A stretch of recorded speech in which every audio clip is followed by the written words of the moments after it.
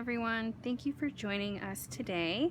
My name is Anna and I will be giving you a tutorial on how to make a Thanksgiving themed craft with your students. This is a woven placemat that is Thanksgiving color themed. It's great to do if you have students who have not sewn before or if they've never woven before. This project involves weaving of felt strips as well as some hot gluing, cutting, and measuring. So what you'll need today to create this craft is the following items. You will need a brown rectangular square that is 15 inches wide by 10 inches long. You will need some 1 inch by 10 inch strips of felt. I've chosen yellow, red, orange, and green.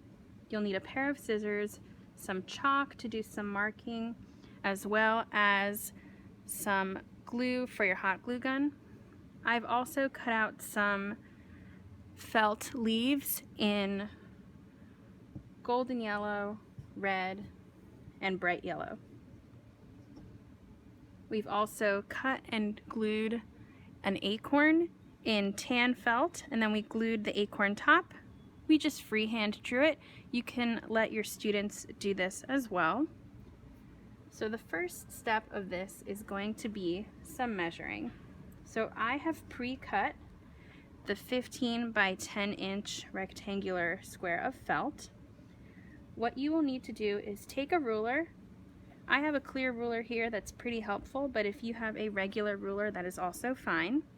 So I'm going to take my piece of chalk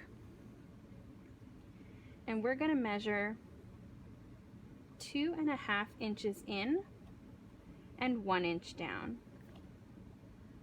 So I like to go down 1 inch, make a little mark here,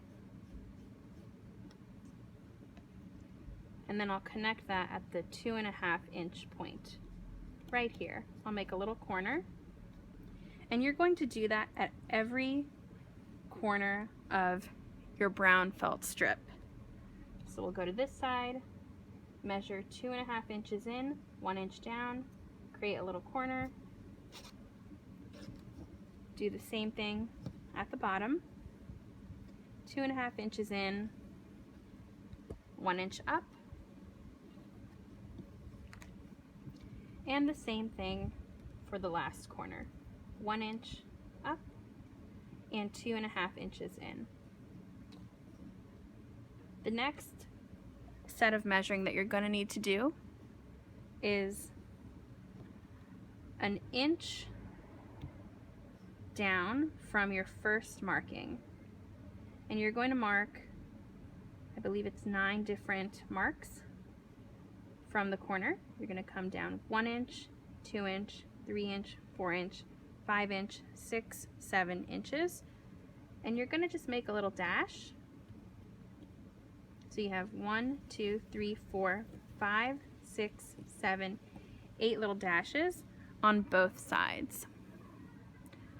Now what we're going to do is connect with chalk all of the dashed marks that you've made. What this is going to do is allow you to create a really straight line when working with your students. If you don't do this step with your students, you are going to have some jagged edges when you do the cutting. This just makes all the difference when creating a neat looking weaving. Just make sure that your students are following the dashed marks. They can go as heavy with this or as light-handed as they'd like. In the end, chalk rubs off, as you know, so you don't need to worry about that. If you have some students that are a bit perfectionist, you can remind them that the chalk will come off. After you connect the lines, you're going to grab your pair of scissors. I like to flip over the piece of felt, and you're going to find the little markings and create a little slit with the scissors right on the chalk line. This is going to help you to run your scissor easily inside of the felt. Once I have done that for each of the markings, I'm going to begin cutting steadily along the chalk line. It's better if you do longer cuts to avoid a jagged edge, and when you arrive to the end, make sure you carefully cut and come right back out so that you can begin cutting the next line.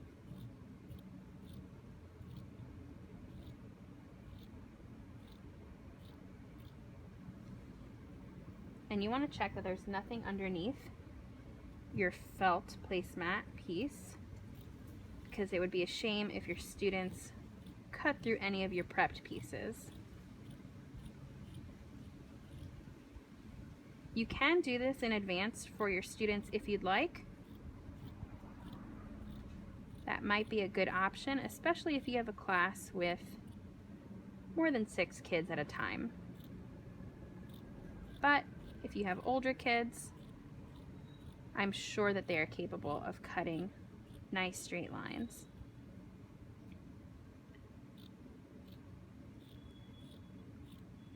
This might take some of your students a bit longer, so in the meantime, after they have completed cutting, if they want to be cutting their leaves, their felt leaves at this time, that is certainly a good option as well.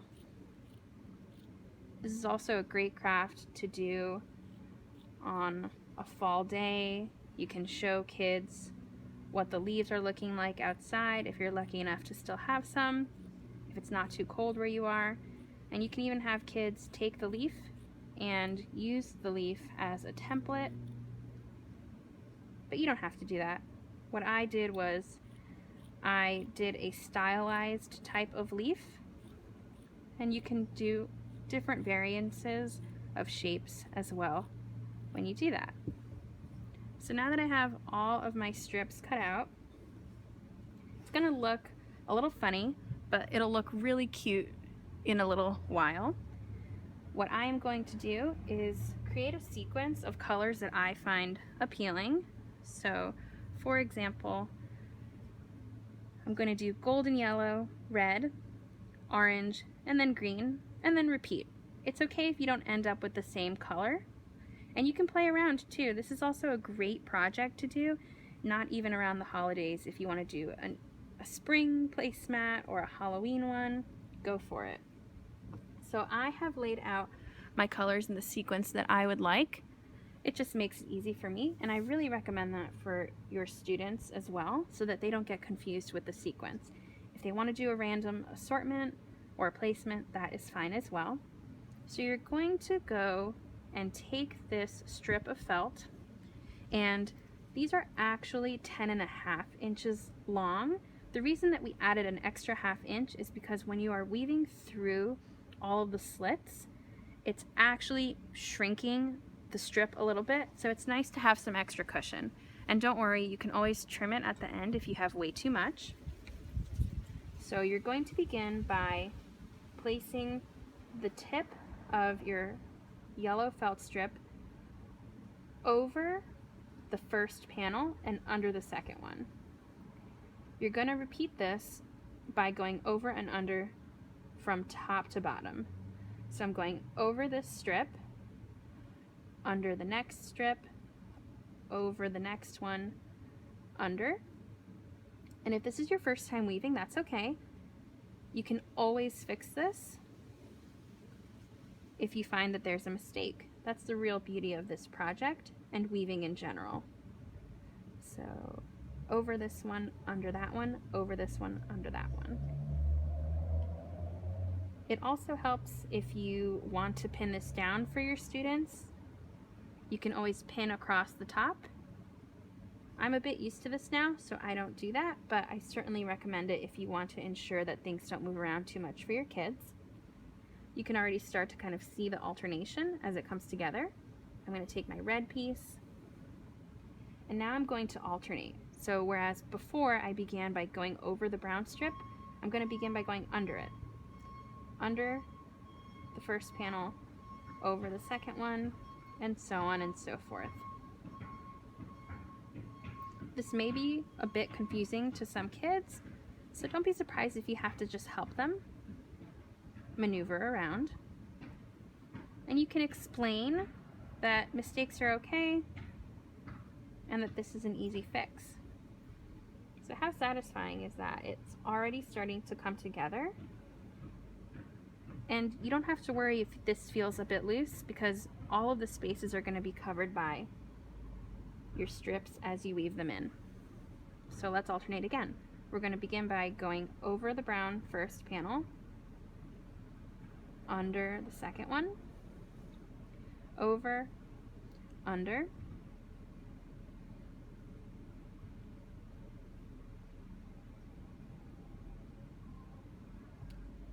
over, under.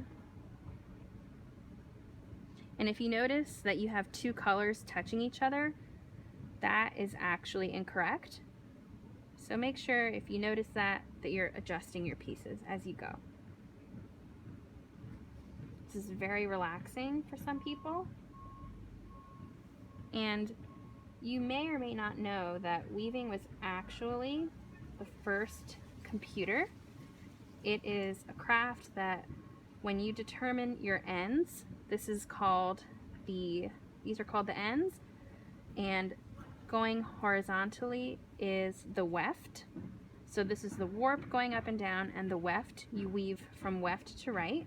So we've already determined that we have 8 ends, and that is actually going to look like a different product depending on how many ends you incorporate into your weaving.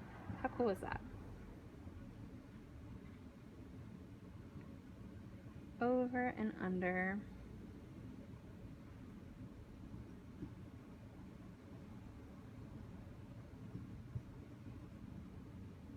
And like I said, don't worry if it's a little long. You can always trim them at the end. And we're going to begin the sequence over with the golden yellow. You might get into a groove as you do this, which is very common because this is so meditative, but you just want to make sure that you are checking over for any mistakes. If you have younger students that you think this might be a bit of a challenge for them, you can always make your strips wider, and you can make your panels wider too. You can increase by 1/2 inch or 1 inch. You can play around with it to get different results.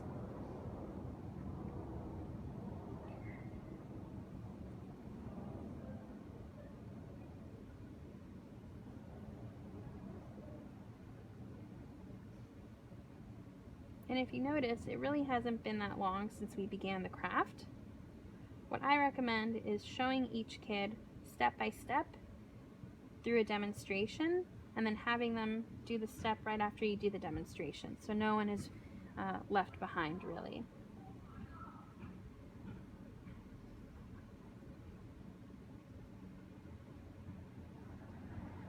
You can always check to make sure you're alternating, kind of like a checkerboard.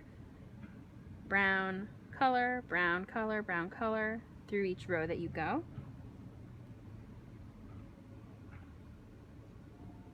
This is fantastic if you want to use some scrap pieces of fabric. Doesn't have to be felt.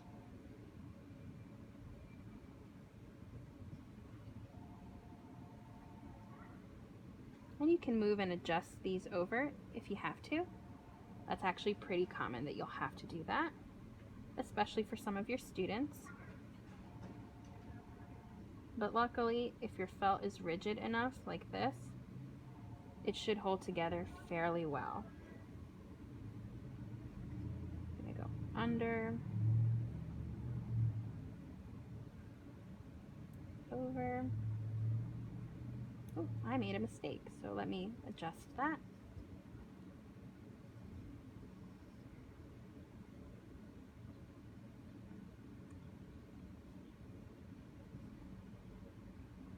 And we are more than halfway done with our woven placemat.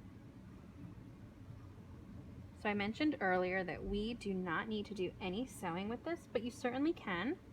If you wanted to try this with sewing, you would take a needle with embroidery floss and you would simply sew a line at the top and a line at the bottom. You don't need to sew anywhere in the center because weavings hold each other together with all of your pieces.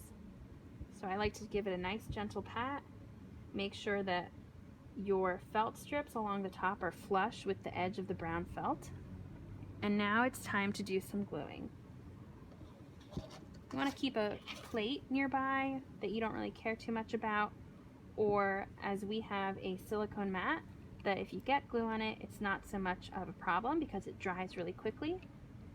So you're going to do a little dab of glue wherever your colored felt touches your brown felt.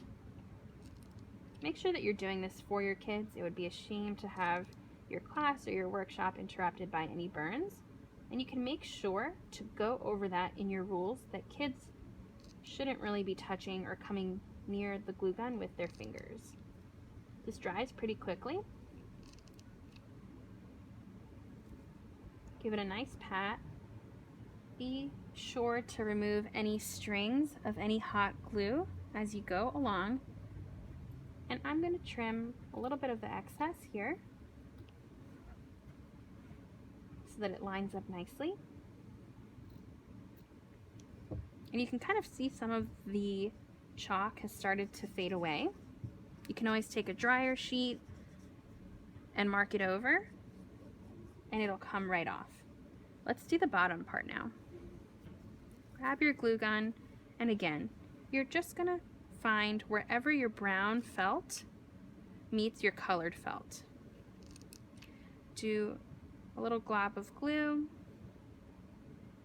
tap it down, glob of glue, tap it down.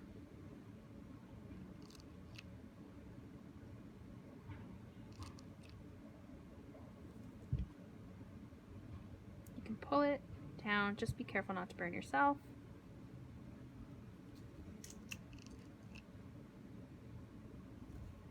I found another mistake.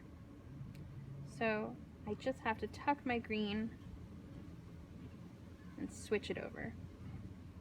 That was all. Nice and easy fix.